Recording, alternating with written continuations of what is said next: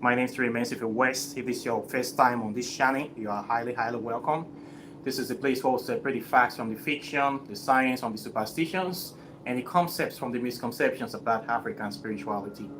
Today, I want to touch about a very important fundamental topic. This is something that is currently happening to us as African people right now. And in fact, I am also somebody that is involved in this kind of thing.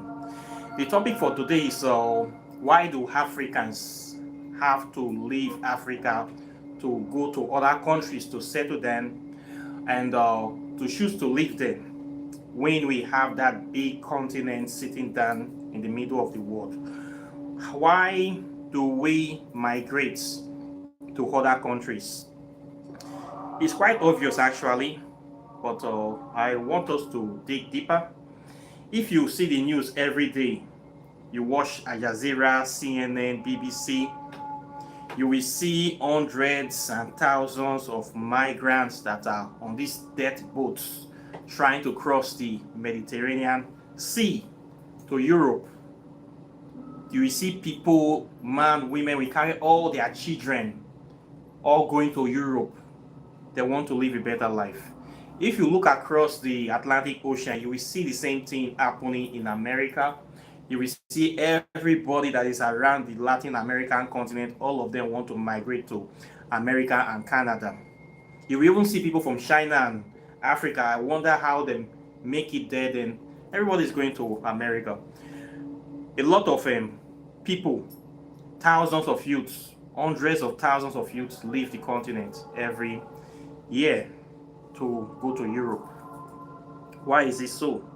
Why do somebody, a full-grown adult, will prefer the life of going to Europe to be a casual worker or to be a second-class citizen, to be suffering, to be doing menial jobs than to stay in Africa? The reason is simply obvious again, and for purely economic reasons. There are many things that we don't have access to in Africa. As you know, Africa has been underdeveloped for a very long time, and the forces or the powers that be, the Western world, the World Bank, the IMF, they have seen to it that Africa never actually develops. Because if we can be able to develop and stand on our feet, we will never need the Western world. They cannot be able to negotiate with us. They cannot be able to oppress us and deceive us and be stealing our natural resources. So we cannot be equal with them. The essence of World Bank, IMF, United Nations, World Health Organization, the function of these people in Africa is not to make Africa develop.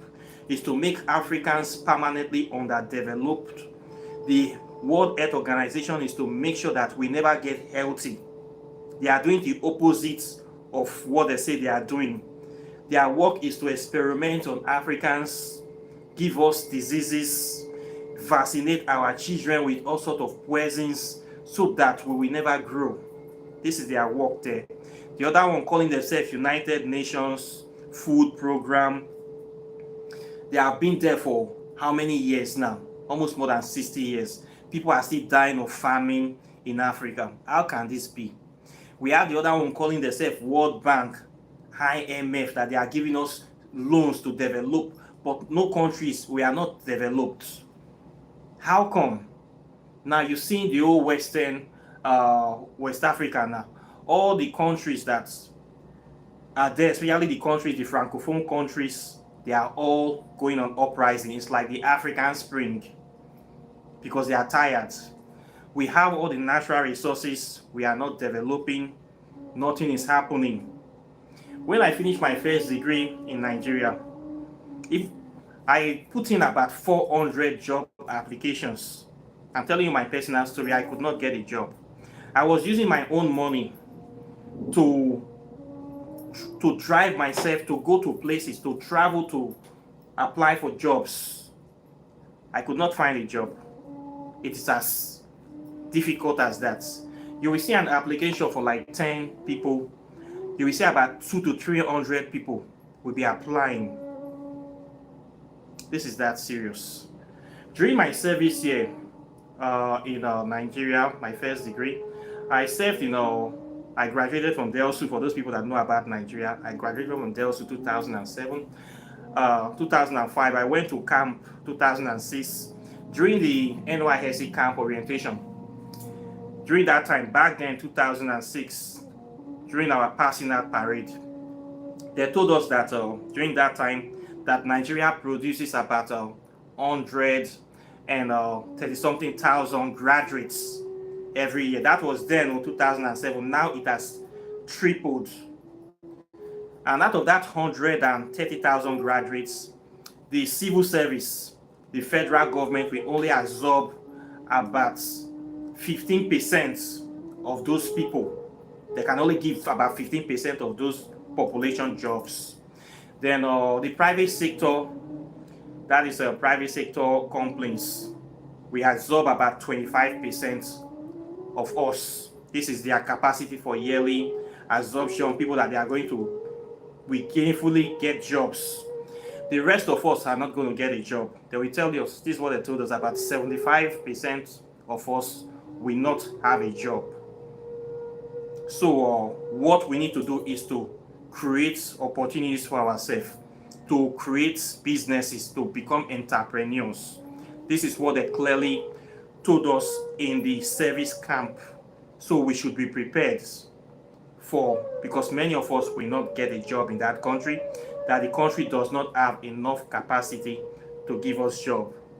And this is true. So they start telling us that we should go into anything we can go into, in farming, selling pure water, doing art and craft jobs, anything we can do, we should start thinking about it now. So we should not waste our time. And this is true. In a place like Nigeria, you're going to see people that have graduated 10, 15 years. They left the university more than 10 years ago, but they have not got a job. It is very normal. It is very normal. This is what you entails in Nigeria. So imagine somebody that come out of that kind of place. How are you going to do when you know that the supply of workers is more than the demand? Is way more than the demand. So with the degree that you say you have, you cannot be able to find a work with it. So what you need to do is to get a hand job. By hand job, we mean skills that that you can use to make money. So it's very normal to see if a graduate in Nigeria driving a taxi, or what we call keke. You know, this tricycle.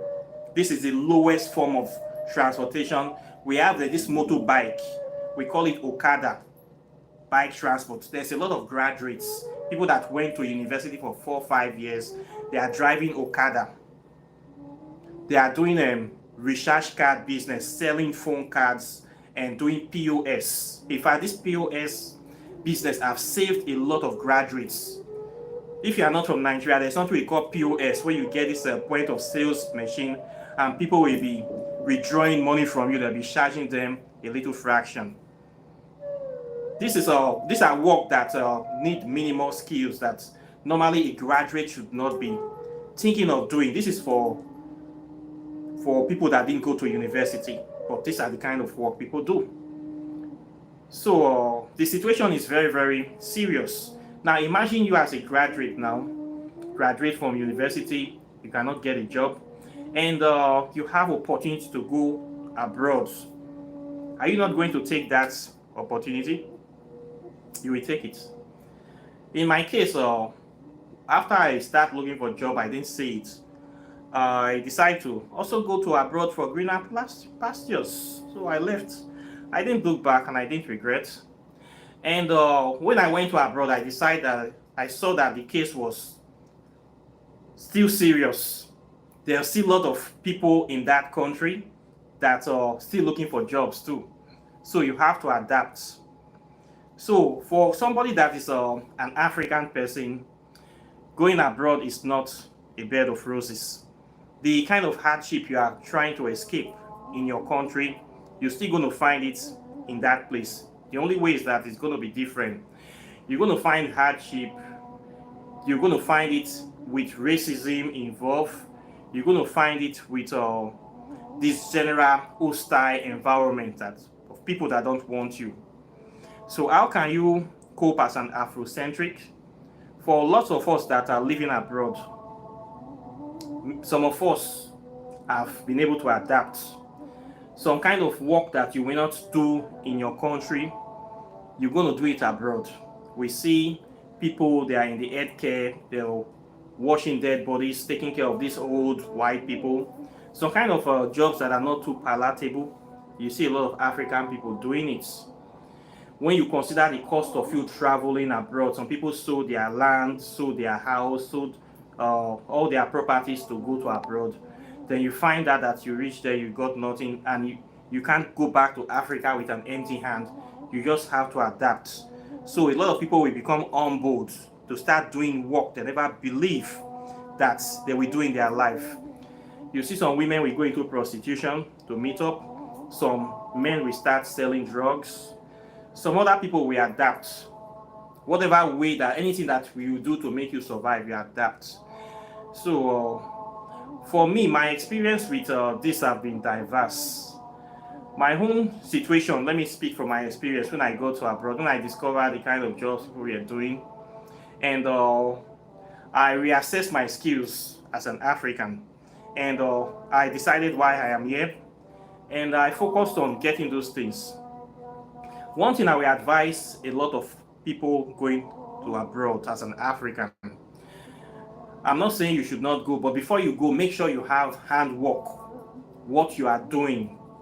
If you are a girl, woman, especially, try to know how to plait hair. If you can be able to do cosmetic work, how to fix weave on, do those kind of things, you can make money easily before you start pushing your certificate around. If you can be able to work with computers, you are very good with computer skills, digital skills, any of these software, hardware skills, you're going to survive because that is what is reigning now. We are in the technological age. I normally advise people to learn 1 or 2 computer programs.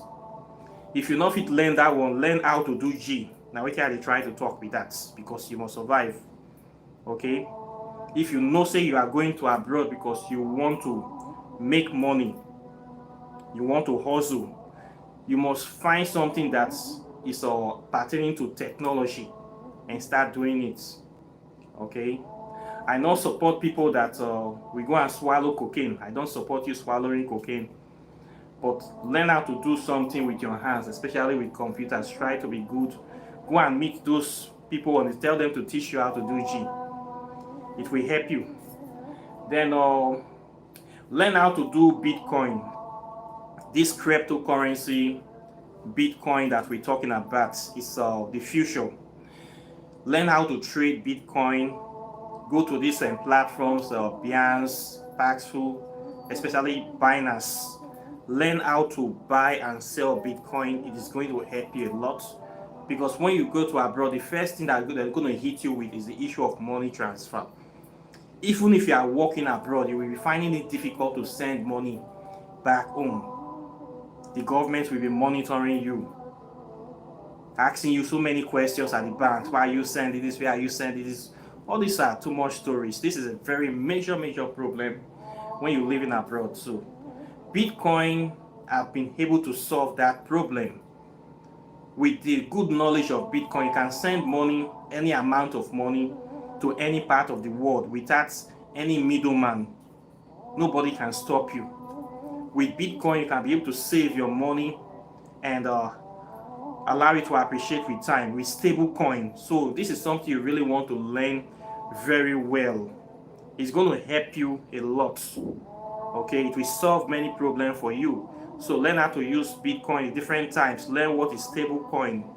Okay, learn what is USDT. All these things will help you. When you know this, you can live abroad very easily. You can be able to transfer money home, transfer money here.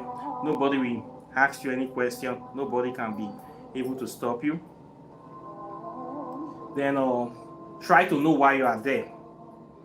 If your aim is to settle down there, You want to settle. Some people, everybody have different destiny. People migrate all the time.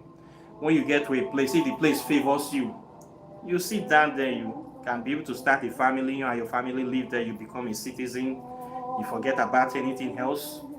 But if the place doesn't favor you, you move on, go to another place. Everybody have different destiny. Not everybody will be the same. Not everybody will be the same. For some people like us, me, I don't. My own destiny is different. When I travel for experience. I travel for experience. I travel to see what is going on, to interact with people, to learn more about the world, and for business contacts as well. So part of me traveling is educating myself and experiencing life. So I'm not like other people that choose to settle. I don't normally stay in a country more than a year or two. I move to another country. So I've not been in this new country for a year, up to a year. I will still move from here. So you need to know what you want. If you go to a certain place, the place favors you, by all means establish yourself and do something there. And don't worry about the rest things. So if it doesn't favor you, you move on. So living abroad is something that is a little bit complicated.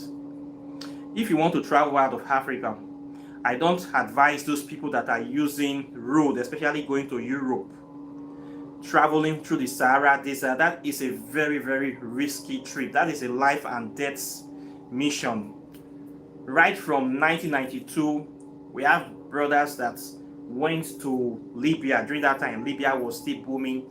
They went out to Europe through the road. We didn't even have terrorists by that time.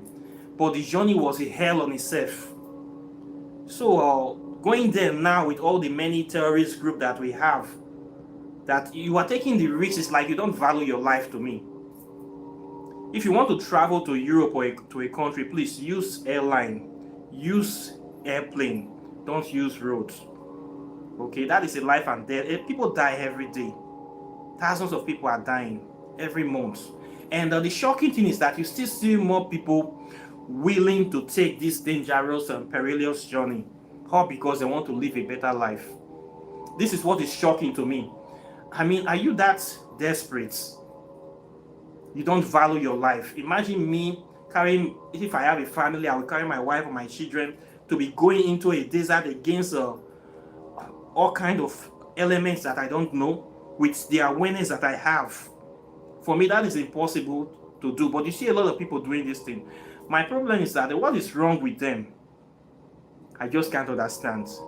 It's either they have been deceived, or they have been brainwashed, or they don't just value their life.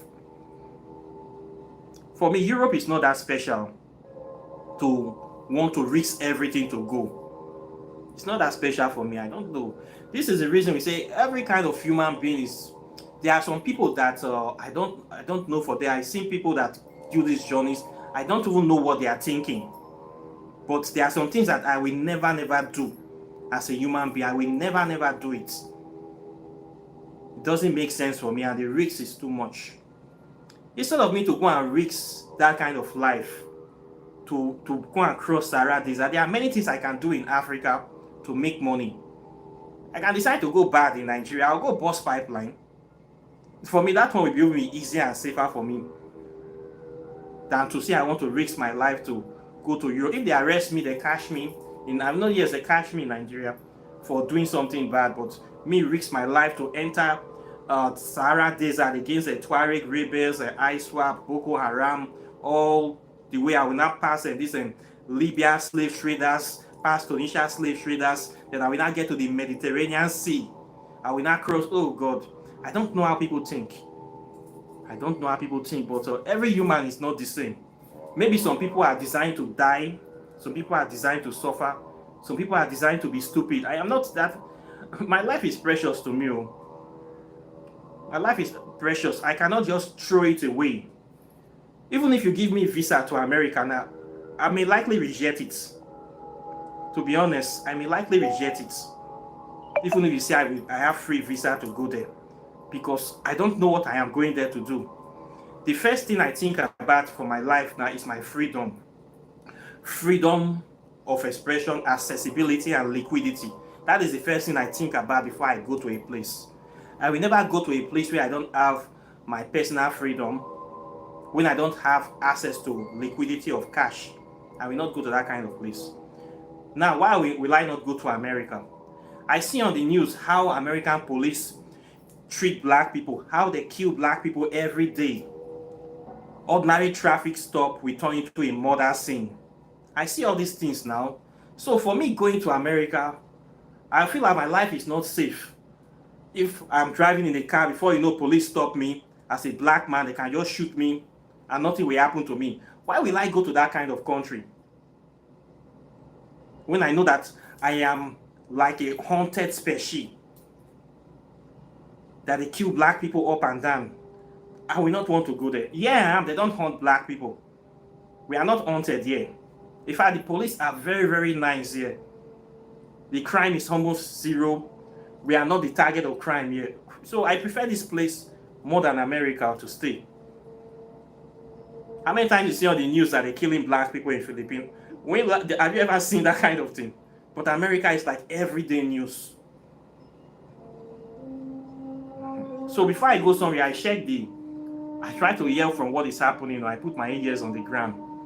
Okay, maybe if you say between America and Canada, I will choose Canada. They don't kill, racism is there, but they don't still kill black people the way they kill them in America.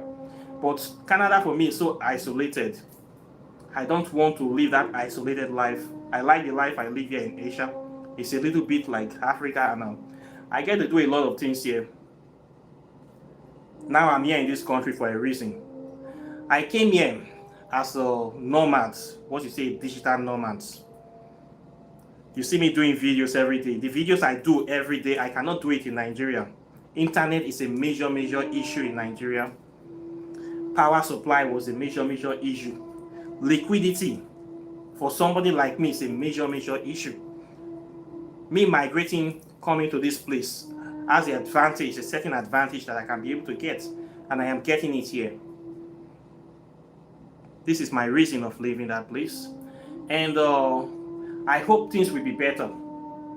I will still continue the fight to make sure that things is better back home, because I have people back home. If it's not good for them, it will still not be good for me.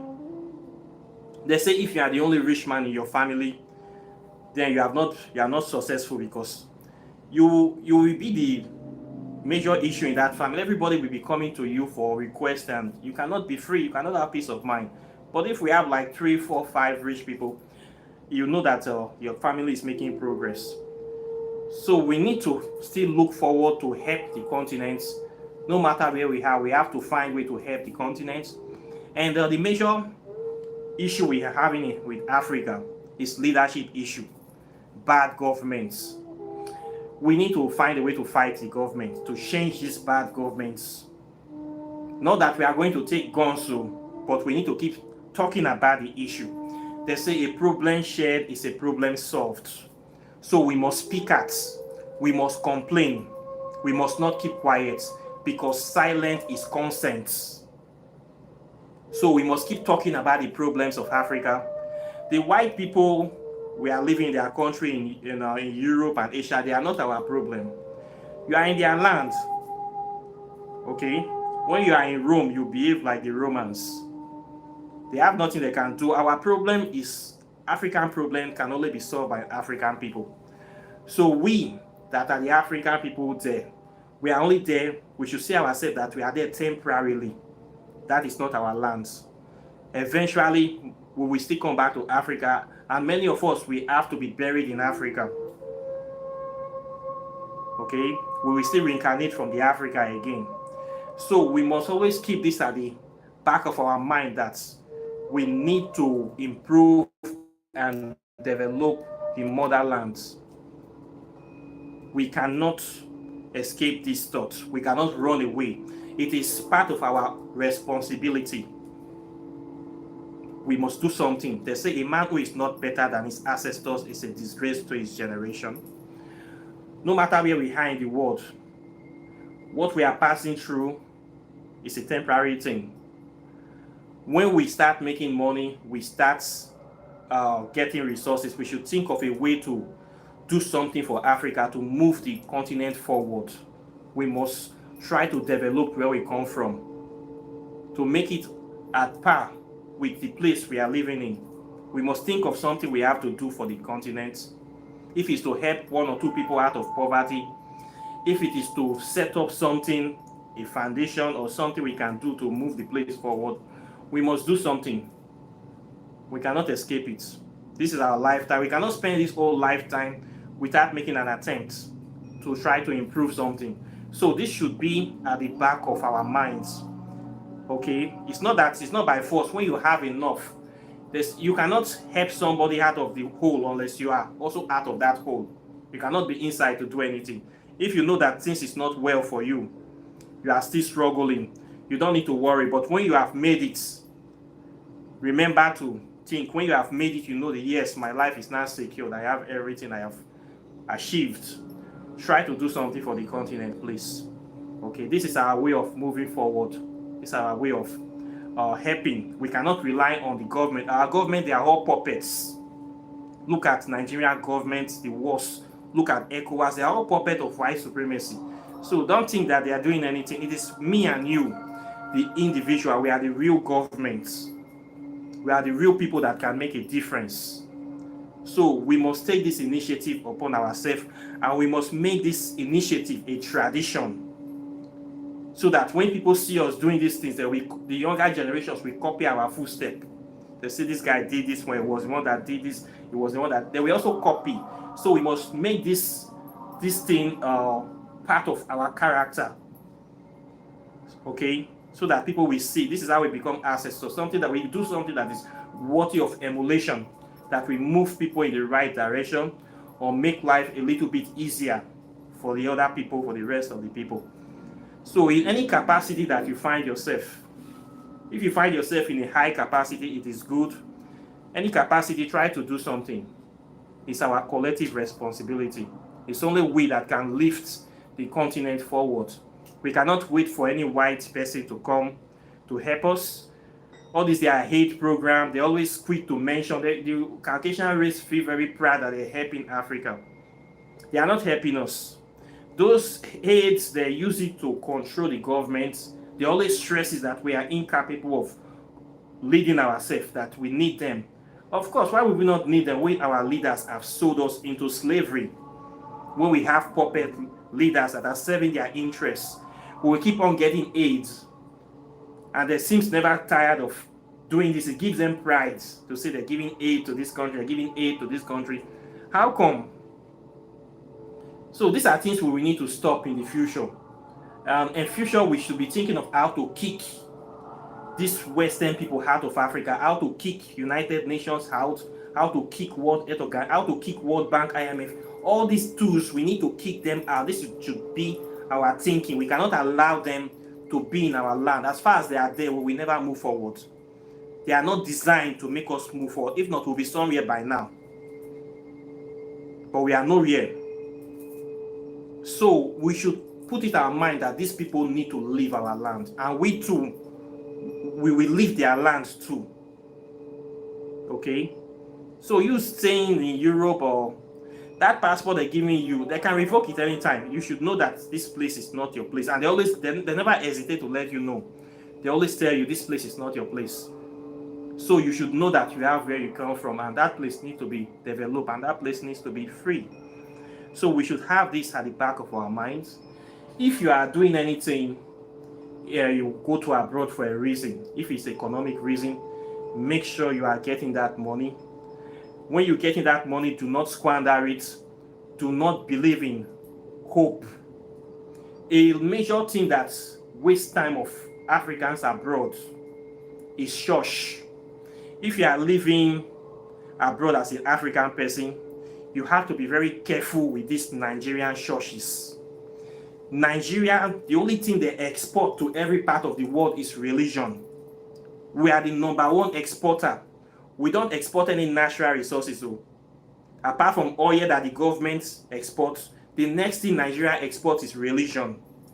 And the religion is controlled by these our criminal pastors. Believers love world, winners, redeem, deeper life. Everywhere you see Nigerian church, everybody that leaves Nigeria want to be a church, a pastor.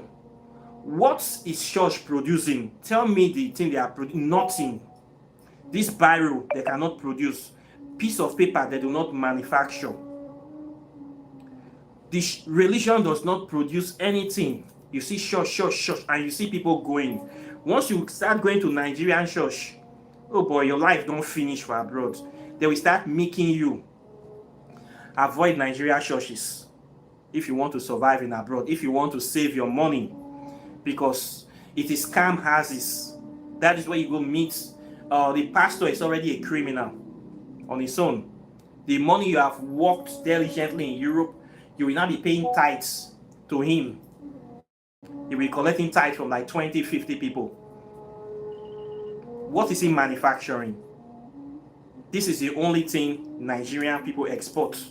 So you should know that as far as you carry this religion, you are never moving forward in life. A lot of people will go to abroad, spend 10 years trapped in these Nigerian churches. All the money they are making, they are giving it to the pastor. Money that you're supposed to be sending back home to build a house, to doing the different things for your family. You're giving like 50% of your earnings after we have paid tax to the European government. The other 50% you'll be giving it to Nigerian church pastors. For me, this is stupidity. You see a lot of these our Nigerian people that go abroad. A lot of them Negropeans, sorry to say this, a lot of them they want to be like white people. When I was a Negropean, when I was a teenager, due to the brainwashing that I got, my ultimate dream in life was to go to America, to go to abroad, to marry a white woman and to live like them, to be like them. In fact, to just melt into them, to throw away everything about myself and just be like them. This is the programming that they give to us, to be like them, to love them, to hate ourselves. So a lot of these people going there, they still have this programming in their minds. So when they go to abroad, they are willing to do anything to be accepted by the white people, to be accepted.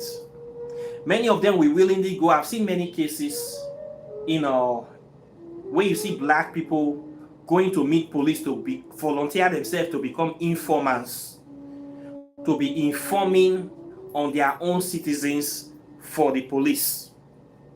I have seen this case many times. So you have to be careful the kind of people you make friends with. You will see a fellow African going to meet police, begging the police for job, telling you this one is this one sell drug, this one do this one do that, this one do that. Not that they even ask him, they didn't even ask him, just to get favor. A lot of people do. I've seen this case many times. And most of these people, they are religiously inclined. I don't know why they are doing it to make look good for massa.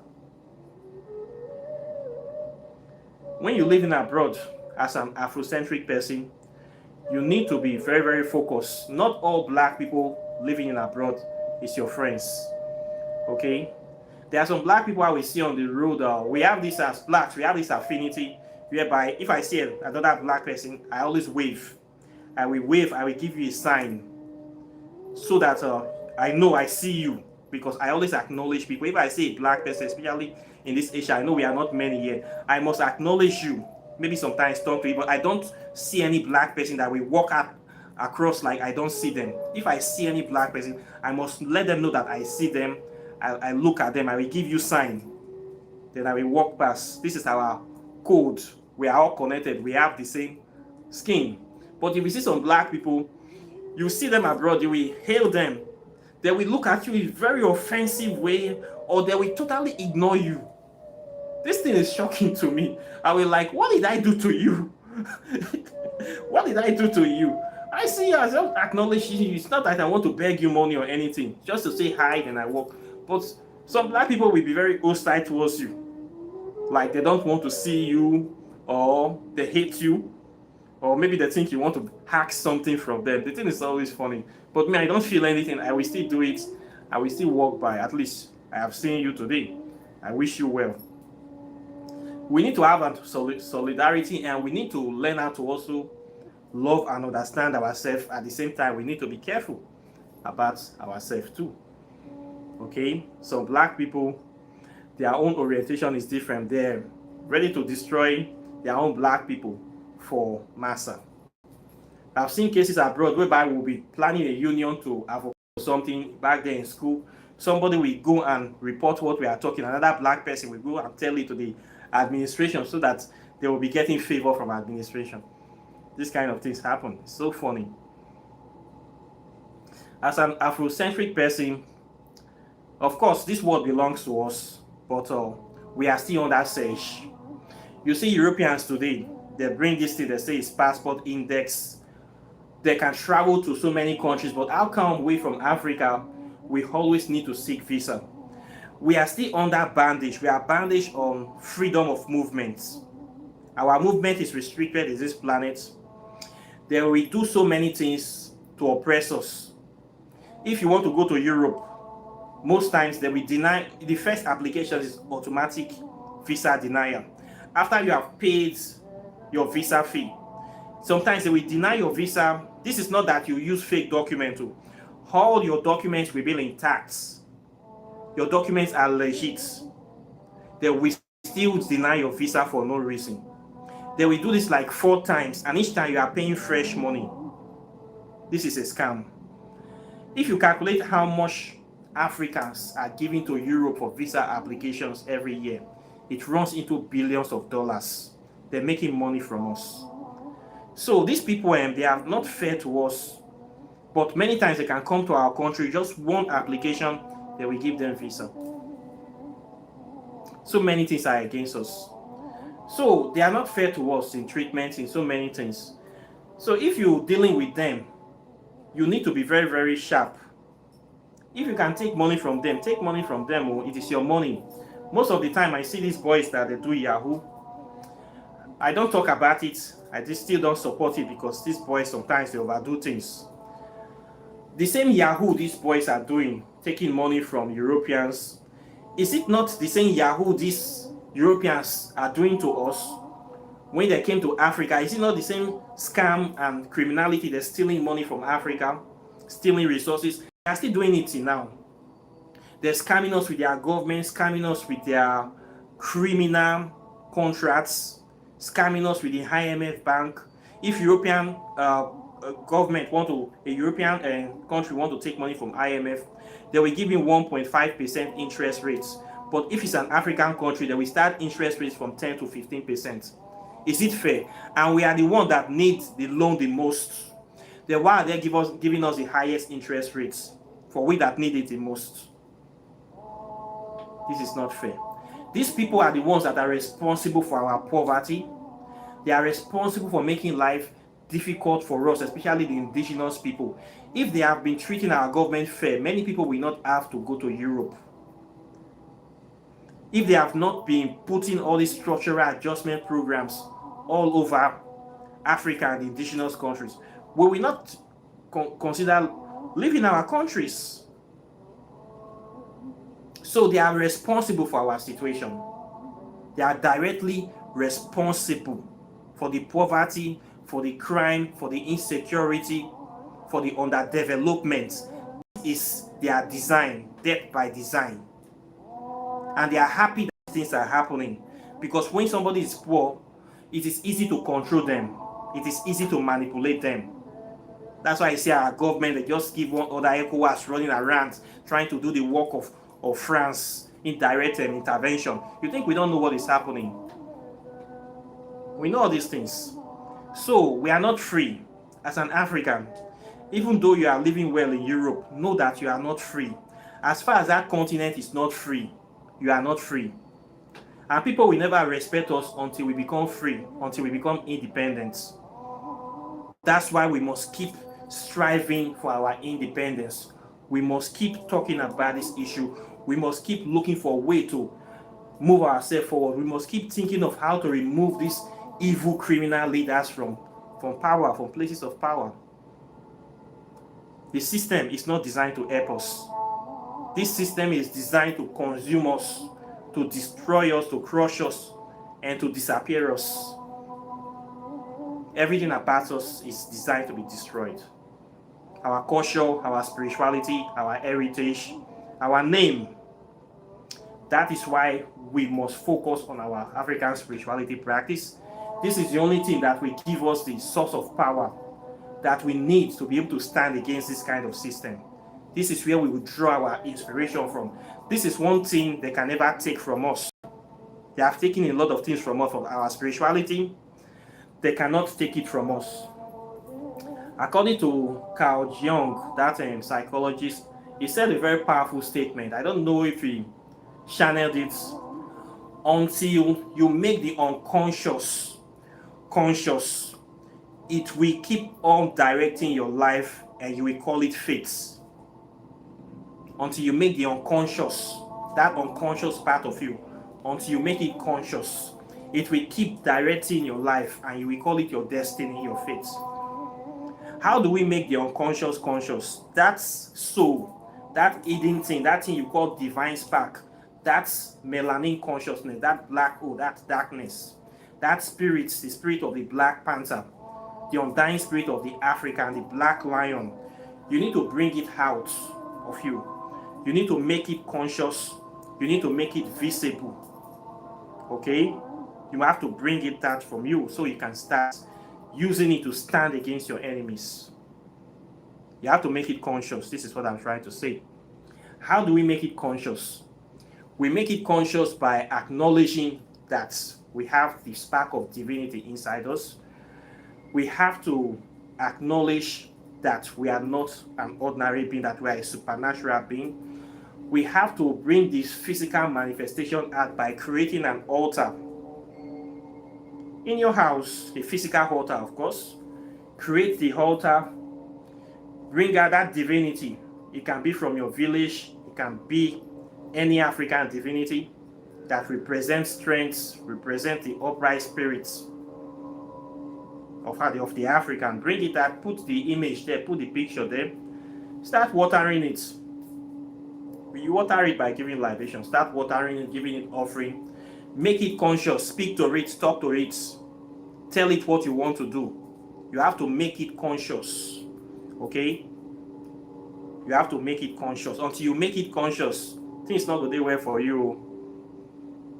Wait, that sleeping giant that is inside you, you need to activate it. You need to connect to your African spirituality. It will help you. That is what I am trying to say. Okay, we need to stand against these people. Being true to yourself is the highest form of rebellion. It is not by carrying a gun to shoot people. It is by living your truth, standing by your truth. Only that alone will give us the force and the power we need to fight this system. We need to speak our truth. We need to teach our truth. We will not be silenced. Silence is consent. This is what is killing us in Africa. Many people will say, I don't deal, we don't run enter religion, run enter church, forget everything. Everywhere they square they go, they pray to Jesus Christ. Somebody will fly, come down from heaven. When you hear this police brutality, it is always the Christians they are killing. It is always the ones that have made themselves sheep and goats. Now those ones, they die. People like us that practice African spirituality, all this racist nonsense, it doesn't happen to us. All these funny stories you hear, that some things happen to some black people got missing, some black people got kidnapped. Those are people that have presented themselves to be sacrificed. Now then this evil spirit they kill. People that are all practicing African spirituality like us, it does not happen to us. Okay? Certain things there are some things that doesn't come to our camp, they near us. Okay? So you have everything to gain from standing true to yourself. I am here in this country. I see how African people are suffering. There are some things that African people do for a living that I will never do. They do some kind of dirty jobs. Things that will strip you of your dignity. There are some work that you do whereby you are not supposed to do it. You do this work, it's like your spirit will be weeping. Slave jobs. I will not put my dignity or I will not do anything that will rob me of my dignity, rob me of my integrity. I will never put myself in that kind of situation. But you see some people doing it. For me, those people, for you, for your spirit to accept this kind of thing, it's like you are less than a human being. There are some work you will do, you feel like a dog. I cannot do those kind of things. The way some people shipping themselves abroad just because they want to live abroad, it shocks me. It shocks me. I tell my people, when I say some kind of thing, so one guy is telling me that if you say this, they will deport me. I should not say this. Even for my channel, one guy say you should not say this about Christianity. You cannot say this about this. This country is a Christian country. If they know they're going to deport you, I say let them deport me. Am I here to beg? If they say that they don't like me, I will pack my bag. My bag is already. I will go. I don't go to other people's country to beg. I don't go to other people's country to put myself down. I have done a lot of things. When I was in South Korea to do my PhD, I went there. The people promised me for PhD that they will give me a job as part of a PhD student. They call this internship or something like that. They will be giving you teaching job and you're doing the PhD. I got there. This university didn't give me any job. They promised me partial scholarship. They didn't even give me. I said, okay, how can I support myself as a PhD student? I need something to be supporting myself.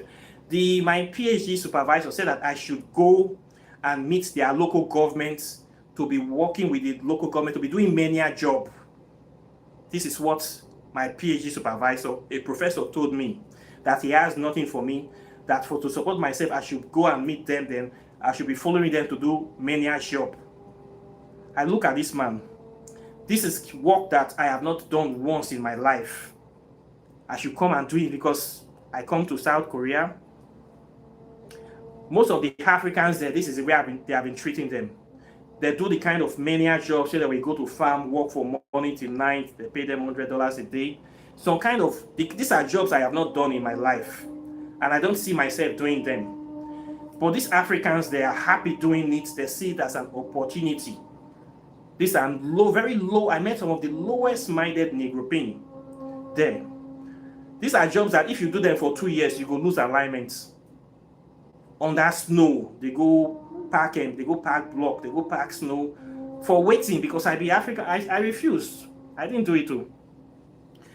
I tell the man that I want to leave after 6 months. I say I want to change the department because other department they were paying scholarship. The man refused to change me, to sign me out of the department. Say I must be in that department. So I said I want to leave. I want to see the VC that was posting me. I'll go to the VC's office. It was inside. He will tell the secretary it's not inside. They were just laughing at me. I kept quiet. One day I went there. I sat at the reception. As the lady just went up, I burst into the office. When I burst into the office, I saw the guy sitting in his big office, watching me on CCTV, enjoying the drama. The guy told me, if I know the admission officer and some other 2 men busting after me like they think I want to assassinate or beat him up. The guy looked at me, was shocked. He asked me, say, young man, he said, why do I feel that I can burst into his office like this without appointment, without anything? He asked me, say, is it how they do in your country? You feel you can just burst into my office? I said, yes. So I said, I've been trying to see you. Your secretary have been posting me, have been denying me the audience, and besides, I need to see you. I have business with you. He said, what? He said, don't I have a supervisor? I said, my supervisor, I say I have tried to reason with him. It's not reasonable, and I don't know him. I say, it's you I know. When I got into this university, it is your name and signature that was on my admission letter. It is not my supervisor's name. It was your name. So you are the only person I have business with in this place. So I showed him my application letter, the admission letter. It was his name and signature on it. When he saw it, he was just weak. He told the rest people to leave us to go. He said, what do I want? I told him that I want to leave this university right now. I want to sign that, and I need my deposit of my school fees. He looked at me. I said, yes. I said, I'm tired. I don't like the place. I don't like their treatment. And I'm not happy here. I said, I want to go back to where I come from. He signed me, and instantly, they give me 1 month to leave the country. They stamp it. Boom. They think that I will leave the university. Then I will start also living in South Korea, going around. They already report me to immigration. They were watching on my head. I said, look at these people. You think I want to stay in your country? They have been looking at so many poor Africans. You think everybody is the same? They give me back the money. I bought first class tickets. That was the first time in my life I bought a first class ticket. I was so happy. I bought the first class ticket. I went straight back to Thailand. Who born monkey? Within a week, I left there. I don't give a damn. A lot of Africans, if you see with the way they are maltreated in South Korea, you will weep. They treat Africans as garbage in that country. You will see a South Korean person will just look at you, can even cough in your presence, it will just mess, it will fart in your presence, and it will not even care. So that disrespect, it feels like it's inferior to. In South Korea, if you are a superior, you can do a sort of nonsense in front of your junior officers, and they will still be bowing down to you. You can spit, you can fart, you can talk trash, and they will still be saying yes sir to you. This is their culture. These are the kind of behavior I cannot take. A South Korean man can see you on the street, we just call you like he owns you. Hey you, come here with full force. And you see many black people, they will be smiling. They'll be smiling like fool. The African boys I was with there, they are total, what do we say, mumu, like this Uncle Tom. They are always quick to smile. Any little attention from the Korean people, they are smiling. Why are you smiling? The way they are treating you, a lot of African people behave like this. I don't. When the thing start, what kind of behavior be this? Am I looking for anything from you? When you say come here, I tell the man, you come here. Then the person keep quiet. You know he did something wrong. You cannot just see me on the road. They just call me with authority. Who the hell are you? I say, you come here too. Let's fight. I did not trek to this country. I came here by flight. I didn't come here to beg. I didn't come here to seek opportunity. You cannot talk to me like this. You have to respect me. I changed the game. When I see the way they were treating us, I could not stay in the place, and snow want to kill me. The weather was very hostile. The people were very materialistic. They were very hostile towards us, and the place was so fucking cold in attitude and in atmosphere. I left. I don't take nonsense from people. Even in this country, I don't take nonsense. I always carry myself with sense of pride, because I know I'm not here illegally. I did not come here to beg. I am fully legal here. So I respect myself and I don't take nonsense from anybody. If you talk to me anyhow, I will talk to you anyhow back instantly. And people already in the area, they already know me, that this guy is totally different. He's not smiling, you know, they play. There was one time I was in Thailand, I was with a guy that was working.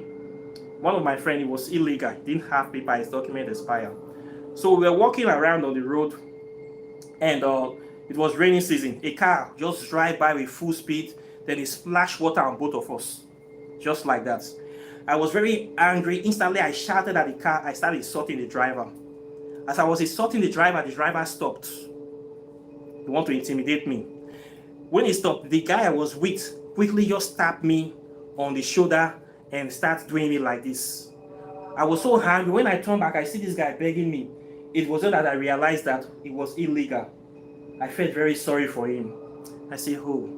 I said, no wonder. If this guy come that he's a policeman or he take the case further, the first thing they're going to ask is our documents, your passports. If they see that this guy is illegal, he's going straight to jail. That's why he was begging me to keep quiet. But I didn't keep quiet too. I still went to the driver. I told him to go back. I went to the driver. Because you cannot just walk, just splash water on me and just go free. I am a human being. For crying out loud. This is something I will not do to somebody. If I do it by accident, I must apologize. But a lot of Africans, due to the fact that they are illegal in a foreign country, this kind of things happen to them and they let it slide because they can't talk. If they call police, they are going straight to prison for being illegal in the first place. So one thing I will advise people, if you want to travel to abroad, make sure you are always legal in every country you are in. Make sure your papers is always correct. If you are legal, you have rights to talk. You have right to do many things. You don't take nonsense. If you have issue with somebody, they will treat you with respect. But if you are illegal, your visa have expired, you are automatic criminal. Even if you are the one that is right, they will not even be talking about that case. They will be talking about your passport first. They will treat you as the worst criminal. I've seen so many cases like this abroad, whereby people try to intimidate me as a black man. They try to intimidate you. They think that maybe you are illegal to take advantage. When they talk, you talk back to them. You shout at them. They're wrong. There was one case in Thailand where I was living there. The boys that was living beside my room, they were into drugs. I didn't even know. I was minding my business. So a certain Christmas, I stopped hearing their noise. Anytime they're in room, they always play music, disturb me from morning till night. This is the way they were treating me. So I was not making friends with them. I'm not happy with the big music. So for some time, the room got silent. I was like, wow, these people, have they traveled? They went to Nigeria for Christmas. They have money. I said, okay. I didn't know that they got busted where they went to sell drugs, and the police got one of them. So the rest, 3 of them, ran away. They ran away. They left everything in the house. They didn't take anything. So after 2 months' time, they were not paying rent. The management came and took all their properties. It became their own. So when it was time for me to pack, and I went to this management, and I told them that I need my deposits. You know what they told me? The stupid woman at the desk told me that she's going to call the cops on me because I asked for my deposits. I said, what? Call cops on me for what? I was instantly angry. I said, call the cops. I said, call the cops now. You are crazy. You are mad. I started insulting the woman. I always insult people if I get angry. She could not call any police. She gave me my deposits. I said, you must call the police right now. You must call them. She was thinking that probably I am illegal as well, or I am into drugs or something illegal, that she can just intimidate me, then I will run away, I will leave my deposits. This was what this lady was thinking. If I am into any of those things, I would have left the deposits. A lot of black people that do bad stuff in abroad, they will leave that money. That money is gone. But me, I refuse. I collected my money. I haven't won her. She gave me, by the time I came back, my money was waiting for me in an envelope. I took it, I counted it where everything was correct. I left the place. So when you have this kind of you have to be legal. It's very, very important. In any country, you are going to try to be legal before anything. When you are legal, it's easier for you to get a job. It's easier for you to apply for anything. It's easier for you to open a bank account to take advantage of the many benefits that we have in that country. You'll be free to do anything you want to do. But when you are illegal, it's a very, very big problem. And a lot of Africans that go abroad, many of them are illegal, especially in Europe. So this is a major problem. I always tell people, you come in abroad, make sure you are legal. I know what I have seen. If you are not legal in many countries, you are like a serious, if they catch you, they treat you like a serious criminal. The way they abuse you, the way they insult you, oh boy, you wish you never left Africa. So this is one thing I have seen. You need to know who you are, and you need to have this self-respect. Being legal in a country gives you self-respect. Okay? You remove fear. You can go anywhere. I can enter anywhere in this country because I'm here legally. The way I move, a lot of Africans cannot move like that.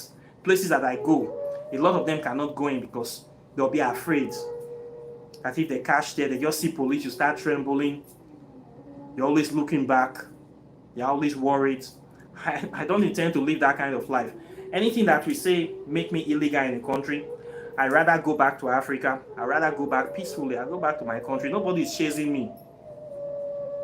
I'll go back there, recalibrate myself, and travel somewhere else. But the last thing you want to be is to become illegal in a country. Trust me. Anything can happen. And it's a bad experience. So this is my advice for people that want to travel out. Know yourself, know why you are going. We know our land is not good. This is the main reason. The reason I am here. You see me shooting videos every day. I know I will soon be out of here very soon. When I go back, I will not have this time. So I have to take advantage. All the things I cannot do when I go back, I will do them here. This is the reason why I'm here. I didn't come here to count skyscrapers. I didn't come here to waste my time. I came here for a mission, and so far I have achieved that mission. And it was worth it. So this is my take on this issue. If you are living abroad as an African, you should have all these things at the back of your mind, and you should always remember, until you make the unconscious conscious, it will direct your life, control your life, and you will call it fate or your destiny. Within a year, what I have achieved in this country within this 1 year, it will take the average person 5 years to achieve it. I know what I have achieved here. I know what I have done here. So in order not to waste time, you need to sharp. I will soon come out here very soon. No, don't worry. Before you go wake up 2 times, I don't come out here. I don't finish my mission here. Okay, a new country for me. I will soon come out here, so don't worry.